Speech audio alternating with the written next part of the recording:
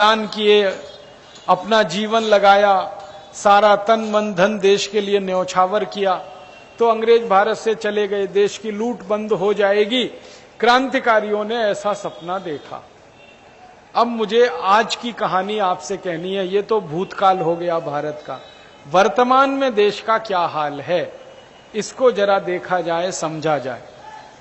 तो वर्तमान की स्थिति ये है कि जब अंग्रेज भारत से गए थे तो 4.5 करोड़ गरीबों को छोड़कर गए थे इस देश में। अब अंग्रेजों के जाने के 62 साल के बाद इस देश में 84 करोड़ लोग गरीब हैं जो भूखमरी के शिकार हैं।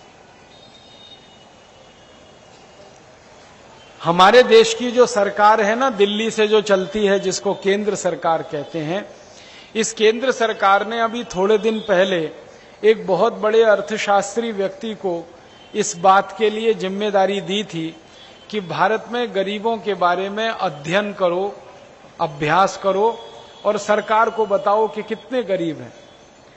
इस देश के जो अर्थशास्त्री ने ये काम किया, उनका नाम है अर्जुन सेन गुप्ता। बंगाल के रहने वाले हैं, बहुत बड़े विद्वान हैं। इन्होंने 5 साल अध्ययन किया, अध्ययन करके एक रिपोर्ट बनाई। उस रिपोर्ट का नाम है अर्जुन सेन गुप्ता कमीशन रिपोर्ट।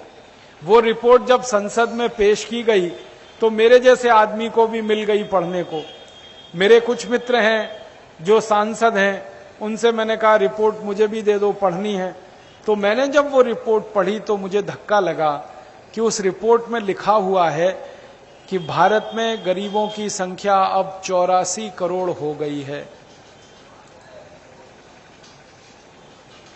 और ये 84 करोड़ लोगों की गरीबी इतनी भयंकर है कि एक व्यक्ति एक दिन में 20 रुपए से ज्यादा नहीं खर्च कर सकता।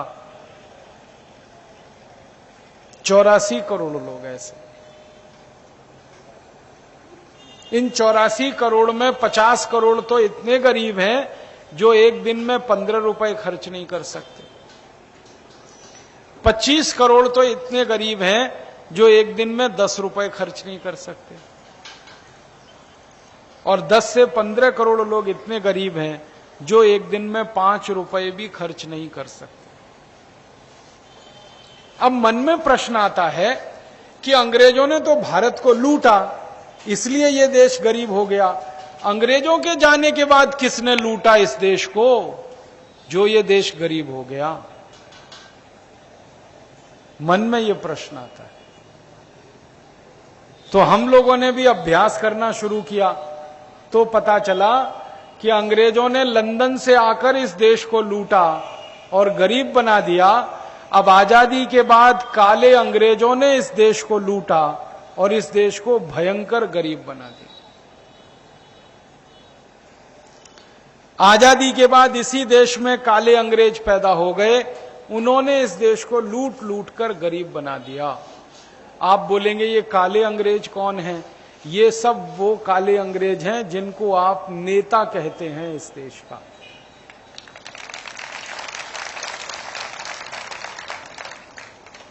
नेता वही है जो लेता ही लेता है, देता कभी कुछ नहीं। भिखारी की हालत है, लेकिन करोड़पति भिखारी, हर समय दे दो दे दो दे दो। कभी वोट मांगेगा, कभी नोट मांगेगा, कभी कुछ मांगेगा, कभी देने की बात नहीं, हमेशा लेना ही लेना। नेताओं ने लूटा पिछले 62 साल में इस देश को। फिर हम लोगों ने अंग्रेजों के बारे में जैसे दस्तावेज इकट्ठे किए, रॉबर्ट क्लाइव ने लूटा, वॉरेन हेस्टिंग्स ने लूटा, कर्जन ने लूटा, वो सब आंकड़े, सब दस्तावेज हमने इकट्ठे किए हैं, जमा किए हैं। ऐसे ही हमने 62 साल आजादी के बाद भारत के नेताओं ने जो लूटा उसके भी दस्तावेज इकट्ठे किए, उसके भी आंकड़े इकट्ठे किए। और इन दस्तावेजों में एक दो नहीं, हजारों नाम हैं। इस देश में कई नेताओं की हमने जन्म कुंडली बनाई है। जन्म कुंडली से मतलब क्या है? उन्होंने नेतागिरी शुरू करने के पहले क्या धन और संपत्ति घर में जुटाया और नेतागिरी में आने के बाद कितना हो गया। जब वो इस देश में सांसद बने, विधायक बने या म्युनिसिपल कॉरपोरेशन में पार्षद बने तो कितना पैसा था और बनने के बाद कितना हो गया। तो कुछ नेताओं की सूची बनी है, उनमें अभी तक 420 नाम इकट्ठे हुए हैं। इन नेताओं के बारे में मैं एक बात कहना चाहता हूं, नाम कुछ दिनों के बाद आपको मैं बताऊंगा। अभी आप इतना जान लो कि एक एक नेता के पास 20 साल पहले टूटी साइकिल नहीं थी चलाने को, खाने को घर में कुछ नहीं था, इतना भी पैसा नहीं था उनके पास कि अपनी जेब से 2 रुपए खर्च करके चाय पी सकें। चाय भी उधार की पीते थे, भाई चाय पिला दे, चाय पिला दे। दूसरों की जेब से निकाल के चाय पीने वाले, दूसरों की जेब से पैसे निकाल के बस का किराया देने वाले, दूसरों की जेब का पैसा निकालकर रेल में चलने वाले, टूटी साइकिल भी जिनके पास नहीं थी संपत्ति के रूप में।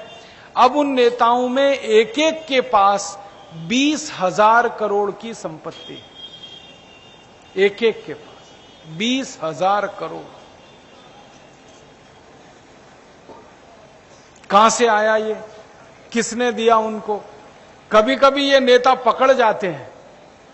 एक पकड़ा गया, उसका नाम था सुखराम, याद है आपको? बिस्तर के नीचे गद्दे पर 500 के नोटों की गड्डियां बिछा के सोता था। सीबीआई ने जो घर में छापा मारा तो गद्दे के नीचे से 500 के नोटों की गड्डियां निकली, और ये तकिया है ना, उसमें से निकली। रुई के अंदर छुपा के रखता था, तकिए में, गद्दे में रुई के अंदर छुपा के रखता था। उसके ऊपर घर में पानी की एक विशाल टंकी है, तो प्लास्टिक के पॉलीथिन में गड्डियां भर भर के टंकी में फेंकी हुई थी उसने। ये सब धन जब निकला और सुखराम से पूछा गया, भैया ये आया कहां से? तो उसने कहा भगवान ने दिया है। सीबीआई अधिकारी ने कहा भगवान भी बड़ा बेईमान है, जो तुझको ही देता है, ना मुझे देता है, ना इसको देता है, ना इनको देता है। फिर उसने दूसरा बयान बदला, उसने कहा ये मेरी पार्टी का पैसा है। पार्टी वालों ने कहा ये हमारा नहीं है। तो फिर तीसरा बयान बदला, और वो बयान ये था कि ये मेरा पैसा है। तो तुम्हारे पास कहां से आया? तो घूस से, भ्रष्टाचार से, रिश्वतखोरी से, इसी में से आएगा, और कहां से आएगा? तो अब आजादी के 62 साल में हमारे नेता लूट रहे हैं इस देश को, घूस के माध्यम से, भ्रष्टाचार के माध्यम से, रिश्वतखोरी से, और लूट लूट के अपने घर भर रहे हैं। ऐसे इस देश में हजारों नेता हैं जिन्होंने 62 साल इस देश को लूट लूट कर इतना गरीब बना दिया है कि अंग्रेज गए थे तो 4.5 करोड़ गरीब थे, अब अंग्रेजों के बाद इस देश में 84 करोड़ लोग गरीब हो गए। गरीबी बढ़ने का एक ही कारण होता है, लूट, लूट और लूट। आप बोलेंगे गरीबी बढ़ने का शायद यह भी कारण होता है जनसंख्या बढ़ गई। जनसंख्या तो दुनिया में बहुत देशों की बढ़ गई, वो गरीब क्यों नहीं हुए? हम कहते हैं ना जनसंख्या बढ़ने से हमारे देश में गरीबी बढ़ गई, तो जनसंख्या तो पिछले 50 साल में दुनिया के 200 देशों की बढ़ गई, वो तो गरीब नहीं हो रहे। ब्रिटेन की जनसंख्या बढ़ गई, अमेरिका की बढ़ गई, जर्मनी की बढ़ गई, फ्रांस की बढ़ गई, इटली की बढ़ गई, नॉर्वे की बढ़ गई, बेल्जियम की बढ़ गई, डेनमार्क की बढ़ गई, हॉलैंड की बढ़ गई।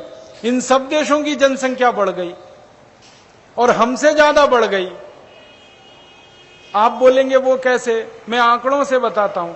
भारत की जनसंख्या पिछले 50-60 साल में 3.5 गुनी बढ़ी है।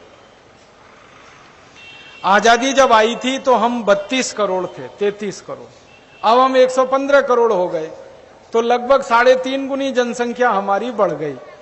और अमेरिका की जनसंख्या तो 5 गुनी बढ़ गई, जर्मनी की 4.5 गुनी बढ़ गई, फ्रांस की जनसंख्या 3.5 से 4 गुनी बढ़ गई, ब्रिटेन की जनसंख्या 5 गुनी बढ़ गई। दुनिया में तमाम देशों की जनसंख्या हमसे ज्यादा बढ़ गई, लेकिन वो तो गरीब नहीं हो रहे। वो तो अमीर के अमीर और अमीर और अमीर और अमीर होते जा रहे हैं। तो हमारे ही देश में जनसंख्या बढ़ने से गरीबी क्यों आएगी? अगर जनसंख्या बढ़ने से गरीबी आएगी तो सारी दुनिया में आनी चाहिए। सिद्धांत अगर एक है तो वो अमेरिका के लिए, भारत के लिए एक ही होना चाहिए। उनके यहां तो जनसंख्या बढ़ने से गरीबी नहीं बढ़ रही है क्योंकि उनके यहां लूट नहीं होती है। स्पेन नाम का एक देश है दुनिया में, वहां की जनसंख्या हमारी तुलना में 10 गुनी बढ़ गई 50 साल में, लेकिन स्पेन दुनिया का सबसे अमीर देश है इस समय, क्योंकि वहां करप्शन नहीं है, भ्रष्टाचार नहीं है, घूसखोरी नहीं है, रिश्वतखोरी नहीं है। वहां के नेता लूट नहीं सकते क्योंकि वहां बहुत सख्त कानून है, इसलिए वहां अमीरी बढ़ रही है। तो भारत में लूटखोरी है, रिश्वतखोरी है, हरामखोरी है, इसलिए यहां गरीबी बढ़ रही है। और जनसंख्या बढ़ने की बात अगर सच होती तो और एक उदाहरण देता हूं। 3.5 गुनी जनसंख्या बढ़ी तो गरीबी भी 3.5 गुनी बढ़नी चाहिए, ज्यादा से ज्यादा। तो हम उस समय 4.5 करोड़ थे, अब 15 करोड़ हो जाने चाहिए थे गरीब। 84 करोड़ कहां से हो गए? इसका जवाब नहीं है नेताओं के पास। ये इसलिए हो गए कि लाखों करोड़ों रुपए हर साल लूट लेते हैं इस देश का। आपको याद है, इस देश में एक प्रधानमंत्री थे, उनका नाम राजीव गांधी। उन्होंने संसद में कहा था ये कि जब मैं गरीब आदमी के विकास के लिए दिल्ली से 1 रुपया भेजता हूं तो उस गरीब आदमी के पास 15 पैसा ही पहुंचता है। इसका मतलब 85 पैसे की लूट होती है। 1 रुपए में अगर 85 पैसे की लूट होती है, इसका माने हमारे 85% संसाधनों की लूट होती है। और ये राजीव गांधी ने 1984 में कहा।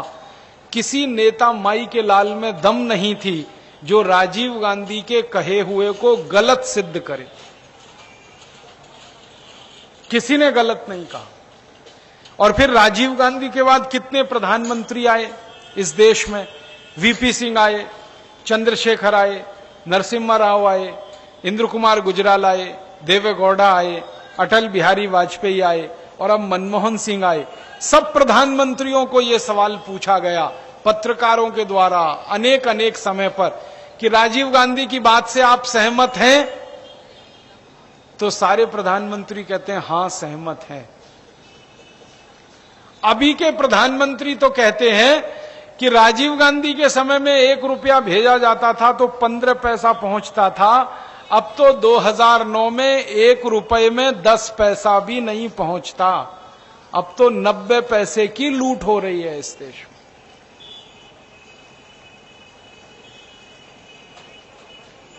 मन में हमेशा यह प्रश्न आता था, आपको मालूम है ये नेता चुनाव लड़ते हैं, चुनाव के समय वो एफिडेविट देते हैं ना, तो एफिडेविट में लिखते हैं मेरे पास कार भी नहीं है, मैं तो बेकार हूं। आप कल्पना कर सकते हो, इस देश की सत्ता व्यवस्था के शीर्ष पर बैठा हुआ कोई नेता एफिडेविट में लिख रहा है मेरा घर नहीं है, मेरे पास कार नहीं है, मैं तो किराए के घर में रहता हूं, मैं तो किराए की कार में चलता हूं। कोई पार्टी का अध्यक्ष ये कहे कि मेरा अपना घर नहीं है, मेरे पास कार नहीं है, बैंक बैलेंस वाला है ही नहीं इस देश में, और किसी को मौका भी नहीं है लूटने का इस देश में, या तो अधिकारी लूटेगा या तो नेता लूटेगा, तो लूट तो रहा ही है। लेकिन जब चुनाव लड़ते हैं और घोषणा पत्र देते हैं, एफिडेविट देते हैं, उसमें लगता है कि इनके पास तो कुछ नहीं है, तो है कहां फिर ये? इसको जब हमने खोजना शुरू किया तो पता चला ये सारा पैसा लूट लूट के विदेशी बैंकों में जमा करते हैं, यहां नहीं रखते।